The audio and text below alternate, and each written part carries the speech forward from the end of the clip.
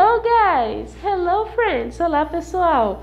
E aí, como vocês estão? How are you doing? Espero que estejam todos muito bem, ok? Eu sou a sua teacher Valéria e estou aqui para convidá-los para mais uma English class, right? Bom, como vocês já sabem, eu estou aqui sozinha, por isso que eu vou retirar minha máscara. Mas espero que todo mundo esteja se cuidando, usando máscara, bem direitinho aí em casa, no trabalho e na rua, ok? Bom, então, sejam bem-vindos a mais uma aulinha de inglês. E hoje nós vamos falar, oh my God, mais uma vez sobre o verbo to be. Mas não é o verbo to be que nós já vimos. Vamos falar sobre o past tense, right? E vamos falar sobre o passado do verbo to be, ok? Que também é muito fácil, é mais fácil ainda que o presente do verbo to be, não é? Vamos lá então. Vamos conhecer o passado do verbo to be, o passado simples, o simple past, right? O passado do verbo to be, ele aparece de duas formas. Was e were. Was e were. Lembrem que no presente, no simple present, ele aparecia de três formas: am, is e are. Aqui só são duas, right? Então vamos conjugar o verbo to be no seu passado.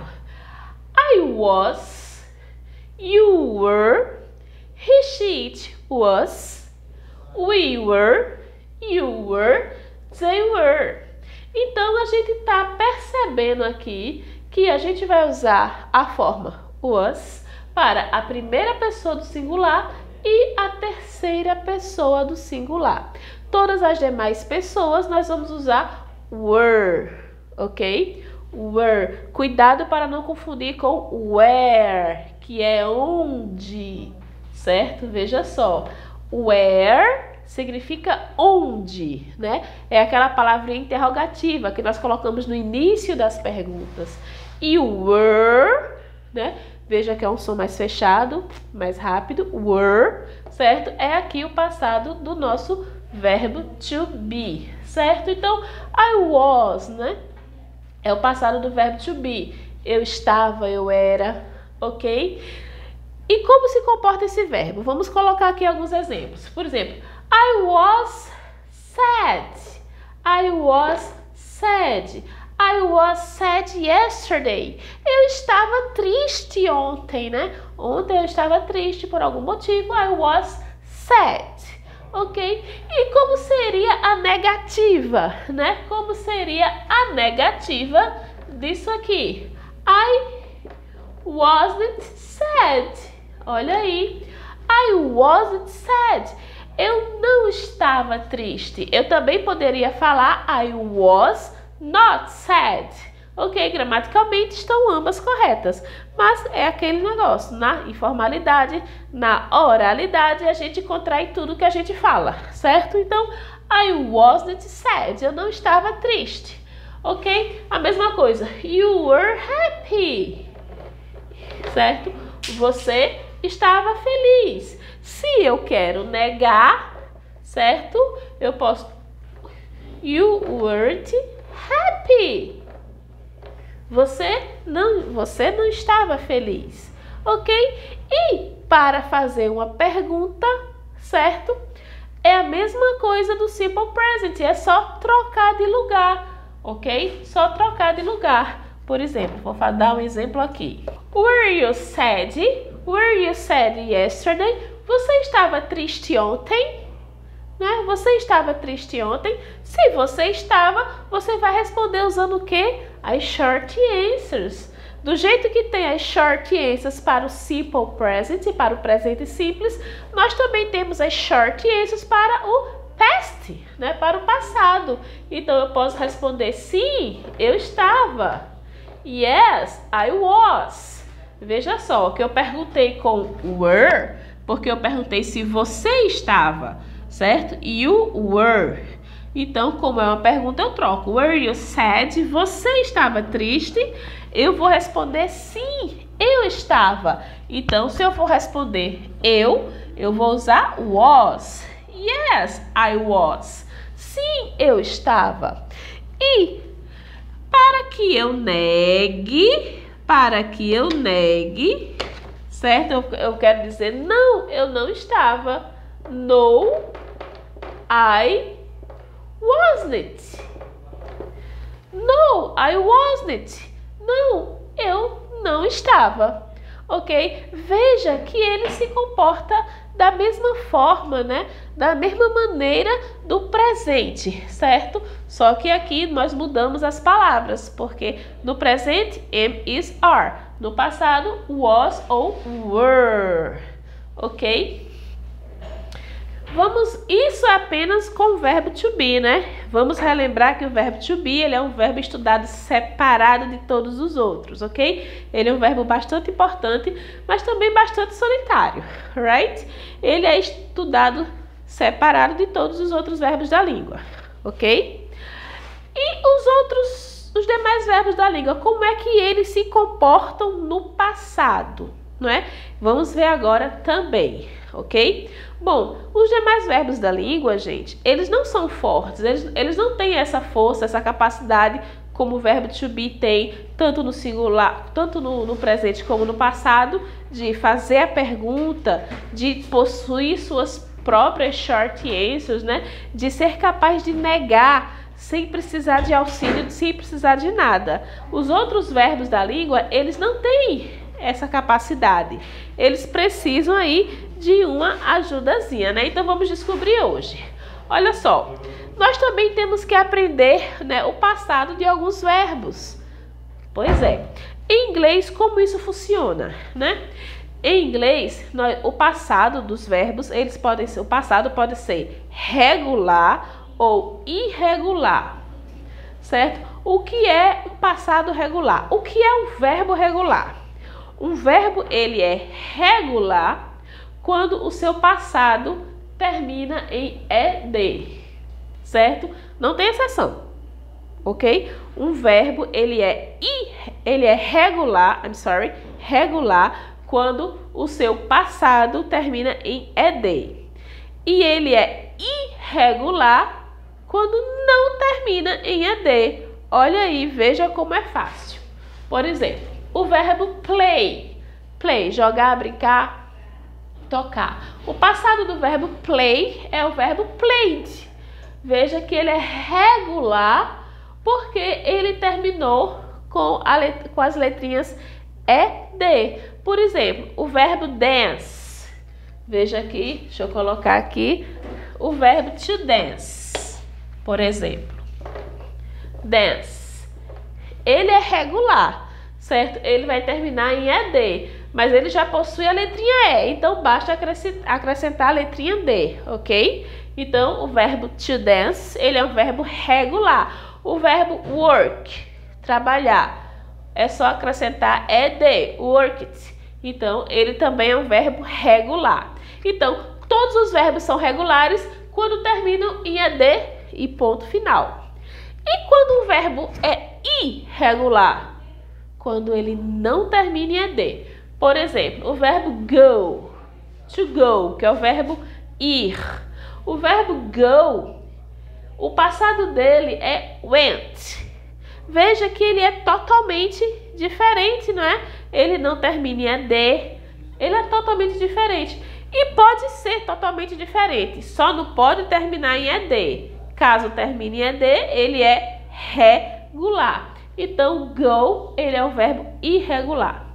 Certo? Por quê? Porque ele não termina em ed. Ele termina em quê? Não interessa. O interessante é que não termina em ed. Certo? O verbo cut. O passado do verbo cut também é cut. Certo? Mas ele não é regular, porque ele não termina em ed. Então, o verbo cut, ele é irregular. O verbo ler, o verbo cut é o verbo cortar, tá? Go é o verbo ir. O verbo read. Read é o verbo ler. O passado é read. Então, o verbo read, o passado é read. Veja que ele se escreve da mesma forma, só que a pronúncia é diferente. Read, read. Ele é irregular, porque ele não termina em ed, certo? Mesmo eles sendo parecidos, aqui o verbo cut, a pronúncia é igual, a escrita é igual, mas ele é irregular, porque ele não termina em ed. Geralmente vocês têm aí, né? Em qualquer livro de inglês, se vocês olharem nas últimas páginas, vocês vão ver uma pequena lista dos verbos irregulares. Não tem para que ter uma lista dos verbos regulares, porque nós estamos aprendendo que todos os verbos regulares terminam em ed. Então é muito fácil, certo? Os verbos irregulares é que nós temos que conhecê-los, temos que estudá-los, porque eles são sempre diferentes, certo? Eles não terminam em ed, eles podem ter qualquer terminação, podem ser idênticos ao presente, pode mudar apenas a pronúncia, certo? Só não podem terminar em ed. Então nós temos que, a partir de agora, conhecer alguns verbos, não é? Conhecer e começar a praticar, memorizar alguns verbos irregulares. Tem que saber quando o verbo é regular e quando ele é irregular. E, caso seja irregular, ok? Como é o seu passado, certo? Bem, no materialzinho de vocês têm aí no início falando sobre o verbo to be, certo? No passado, was e were. Em seguida, nós temos aqui os demais verbos da língua, certo? Que terminam em ed. O exemplo que está aí é o verbo start, que é o verbo começar, certo? O verbo start é um verbo regular. Então, o seu passado é started, certo? Termina em ed, ok? Então, vamos lá. Vou dar aqui um exemplo. Vamos ver aqui um exemplo aqui. He goes to bed early. Ele vai dormir, ele vai para a cama, ele vai dormir cedo. Veja que aqui está no presente.